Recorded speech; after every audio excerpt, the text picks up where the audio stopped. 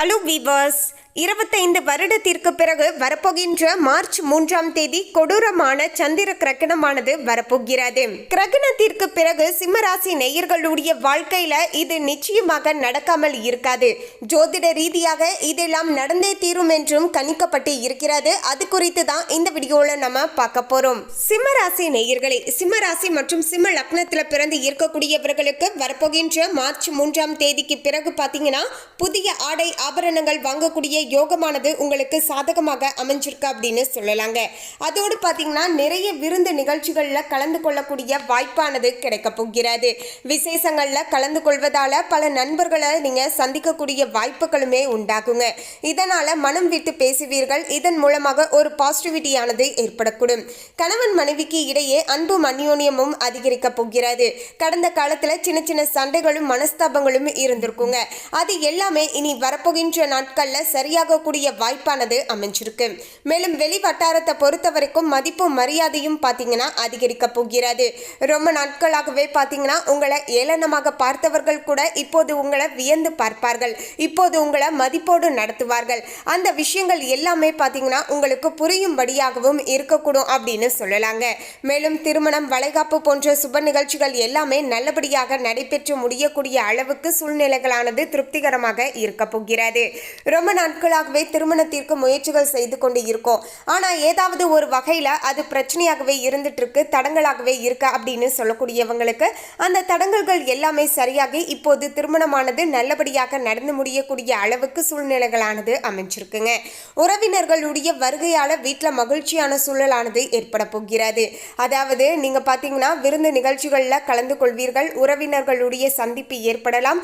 அதே போல பாத்தீங்கன்னா கடந்த காலத்துல ஏதாவது மனஸ்தாபங்கள் ஏற்பட்டு பிரச்சனைகள் ஏற்பட்டு இருந்தாலும் அந்த பிரச்சனைகளுமே இப்போது சரியாகி உறவினர்கள் மீண்டும் பழையபடிக்கு பார்த்தீங்கன்னா பேசுவார்கள்.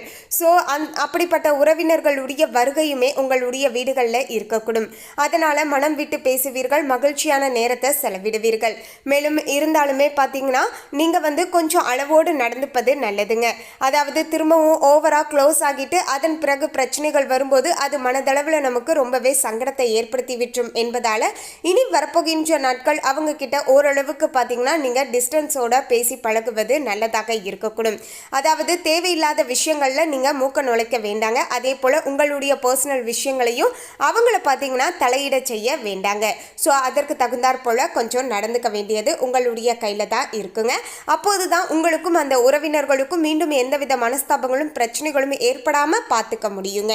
மேலும் குழந்தை பாக்கியமானது கிடைக்க போகிறது. அதாவது சிம்மராசி நேயர்கள் திருமணமாகி ரொம்ப நாட்கள் ஆகியுமே குழந்தை பாக்கியமானது எங்களுக்கு கிடைக்கலங்க, அதே சமயம் இரண்டாவது குழந்தைக்காக நாங்கள் காத்துட்டு இருக்கோம் அப்படின்னு சொல்லக்கூடிய தம்பதியர்களுக்கும் இப்போது குழந்தை பாக்கியமானது கிடைக்க போகிறது.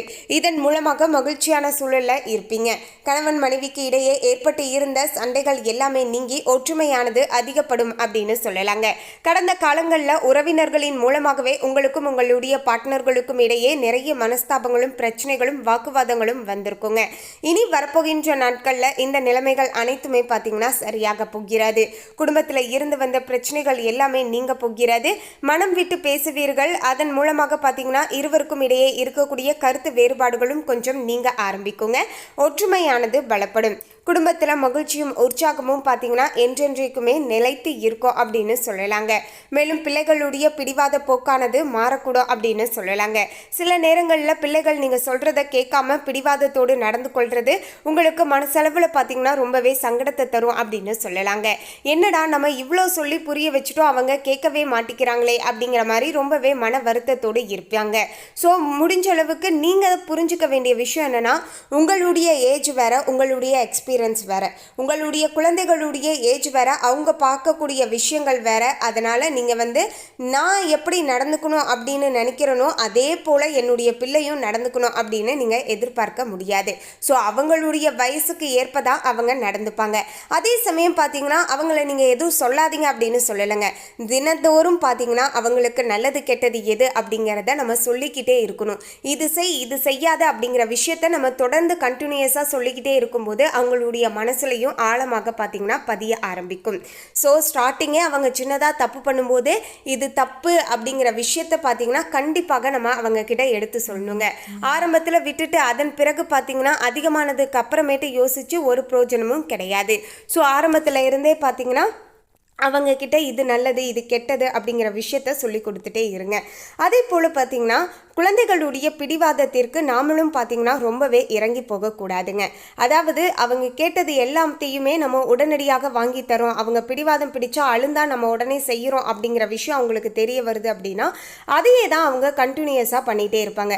2 டைம் அழுகுறாங்களா அழுவிட்டோம் அப்படின்னு சொல்லிட்டு கொஞ்சம் நீங்கள் விட்டு பாருங்கள். அவங்க பார்த்தீங்கன்னா தன்னால் ஓகே நம்ம அழுந்தாலும் இந்த விஷயம் கிடைக்காது அப்படிங்கிறத அவங்களே ரியலைஸ் பண்ணிட்டு அடுத்த சில நாட்களில் ஓவரா பிடிவாதம் பிடிக்கிறாங்க இல்லையா, அந்த விஷயங்கள் எல்லாமே பார்த்தீங்கன்னா அப்படியே குறைய ஆரம்பிக்குங்க. ஸோ இது மாதிரியான சின்ன சின்ன டிப்ஸை பார்த்தீங்கன்னா நீங்களுமே உங்களுடைய குழந்தைகள் கிட்ட ஃபாலோ பண்ணிகிட்டே இருங்க. அதே போல் பார்த்தீங்கன்னா நல்லது செஞ்சாங்கன்னா அவங்கள வந்து அப்ரிஷியேட் பண்ணுங்க, கிளாப் பண்ணுங்க, குட் கேர்ள் குட் பாய் அப்படிங்கிற மாதிரியான சில விஷயங்களை அவங்க கிட்ட சொல்லிக்கிட்டே இருங்க. இது எல்லாமே பார்த்தீங்கன்னா அவங்களுக்குள்ள ஒரு ஆர்வத்தை ஏற்படுத்தும். அதாவது ஓகே நம்மளை வந்து பாராட்டுறாங்க, நம்மளை வந்து நம்ம ஏதாவது நல்லது செஞ்சால் கிளாப் பண்ணுறாங்க, இந்த விஷயத்தை நம்ம அடிக்கடி செய்யணும் அப்படிங்கிற மாதிரியான எண்ணமானது அவங்களுடைய மனசுக்குள்ளே பார்த்தீங்கன்னா வளர ஆரம்பிக்கும் அப்படின்னு சொல்லலாம்.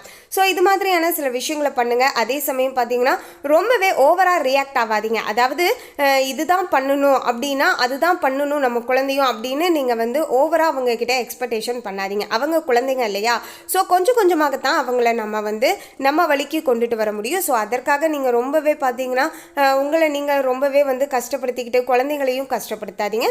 கொஞ்சம் அவங்களுடைய போக்கிலேயே அப்படியே விட்டு தினசரி நல்லதை சொல்லிக்கிட்டே இருந்தீங்கன்னா ஆட்டோமேட்டிக்காக அவங்களுக்குமே பார்த்தீங்கன்னா அந்த விஷயங்கள் புரிய ஆரம்பிச்சிருங்க.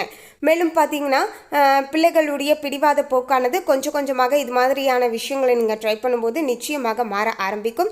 நிச்சயமாக அவங்க கேட்ட உடனேயே எதையுமே செய்யாதீங்க. கொஞ்சம் பார்த்தீங்கன்னா அவங்களுக்கு வந்து ஓகே நீ இந்த விஷயம் தப்பாக செஞ்சுட்டு இருக்கியா, அதாவது நீ பார்த்தீங்கன்னா தினமுமே ஏந்திருக்கிறியா, நீ வந்து பால் குடிக்கிற அப்படிங்கிற பட்சத்தில் அந்த பாலோடைய கிளாஸை பார்த்தீங்கன்னா நீ தான் போய் சிங்கில் போடணும், உன்னுடைய வேலையை சின்ன சின்ன வேலைகளை நீ தான் பார்த்தீங்கன்னா செஞ்சுக்கணும். இப்படி நீ செஞ்சுட்டு வரும்போது நீ கரெக்டாக ஃபாலோ பண்ணுற அப்படின்னா நான் வந்து நீ கேட்ட பொருளை இந்த பொருளை நான் வாங்கி தருவேன் அப்படிங்கிற மாதிரியான சின்ன சின்ன விஷயங்களை பார்த்தீங்கன்னா அவங்களுக்கு வந்து இது மாதிரி சொல்லிக் கொடுங்க. அதனால் அவங்களுடைய ஹேபிட்டுமே பார்த்தீங்கன்னா கொஞ்சம் கொஞ்சமாக மாற ஆரம்பிக்கும். அதே போல் பார்த்தீங்கன்னா ஓகே நம்ம வந்து பிடிவாதம் பிடிக்கிறதாலேயோ அழுவுறதாலேயோ நமக்கு இந்த பொருள் கிடைக்காது, நம்ம இது மாதிரியான விஷயங்கள் அம்மா சொல்கிறதையோ அப்பா சொல்கிறதையோ கேட்கும்போது தான் நமக்கு இந்த விஷயங்கள் கிடைக்கும் அப்படிங்கிறத அவங்க பார்த்தீங்கன்னா நம்பணும். ஸோ அதற்கு தகுந்தாற் போல் நடந்துக்கோங்க.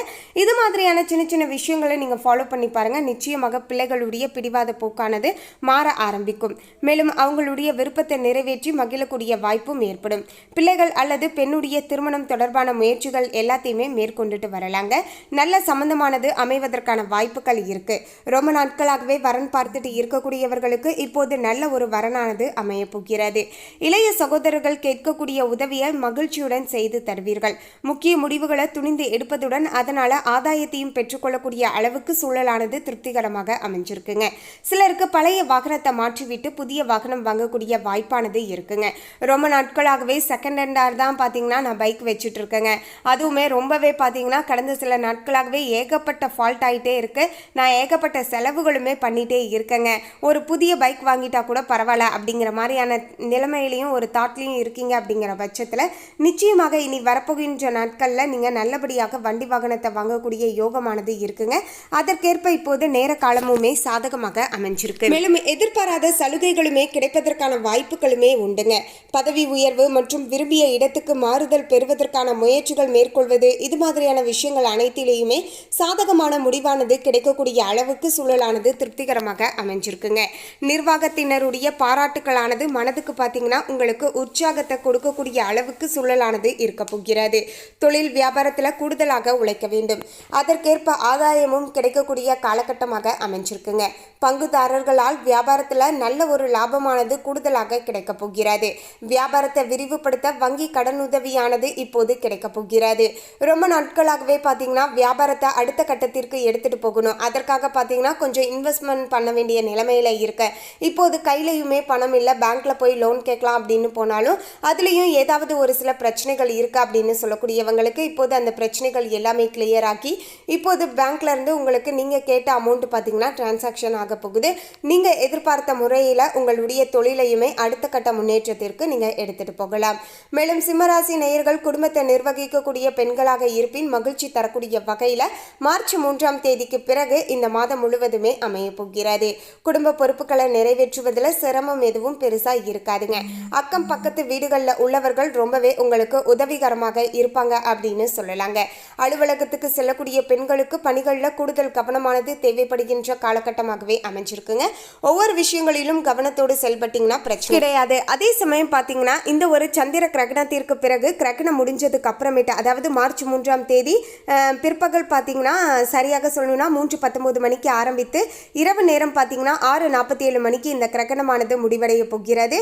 கிரகணம் முடிஞ்சதுக்கு அப்புறமேட்டு பார்த்தீங்கன்னா நீங்கள் வந்து பச்சரிசி மற்றும் வெள்ளத்தை பார்த்தீங்கன்னா மற்றவர்களுக்கு தானமாக கொடுத்துட்டு வருவது உங்களுக்கு நல்லதாக இருக்கக்கூடும். இதனால் உங்களுக்கு இந்த கிரகணத்தினால் ஏதாவது தோஷ பாதிப்புகள் ஏற்பட்டு இருந்தாலும் அதுவும் அப்படியே உடனடியாக பார்த்தீங்கன்னா நிவர்த்தி ஆகும் அப்படின்னு சொல்லுவாங்க. ஸோ மறக்காம இந்த பரிகாரத்தையும் சிம்மராசி நேயர்கள் மறக்காம செஞ்சுடுங்க. மேலும் இந்த தகவலை பற்றிய உங்களுடைய கருத்தை கமெண்ட்ல பதிவு பண்ணுங்க. இந்த தகவல் உங்களுக்கு பிடிச்சிருந்தா லைக் பண்ணுங்க, ஷேர் பண்ணுங்க. இது போன்ற சுவாரஸ்யமான தகவலை தெரிந்து கொள்ள சேனலை சப்ஸ்கிரைப் பண்ணிடுங்க. தேங்க்யூ.